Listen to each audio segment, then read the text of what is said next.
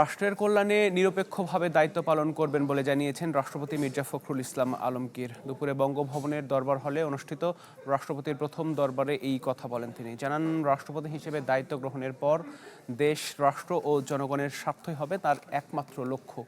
যে কোনো পরিস্থিতিতে জনগণের আস্থা অর্জন, সততা, নিষ্ঠা ও দায়িত্বশীলতা নিশ্চিতের ওপর গুরুত্ব দেবেন রাষ্ট্রপতি। এ সময় 1971 সালে মহান মুক্তিযুদ্ধে শহীদদের প্রতি শ্রদ্ধা নিবেদন করেন এবং পূর্ববর্তী সকল রাষ্ট্রপতির কথা শ্রদ্ধাভরে স্মরণ করেন তিনি।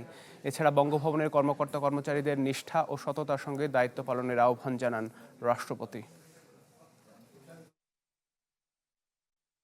আমি এখন সম্পূর্ণভাবে একজন দল নিরপেক্ষ মানুষ এবং আমার রাষ্ট্রের রাষ্ট্রপতি হিসেবে দায়িত্ব গ্রহণ করার পরে আমি সব কিছুর রাজনীতির ঊর্ধ্বে আমি থাকবো বলেই আমি শপথ নিয়েছি। আমার সামনে একটাই মূল উদ্দেশ্য, লক্ষ্য, সেটা হচ্ছে আমার দেশ, আমার রাষ্ট্র, আমার জনগণ।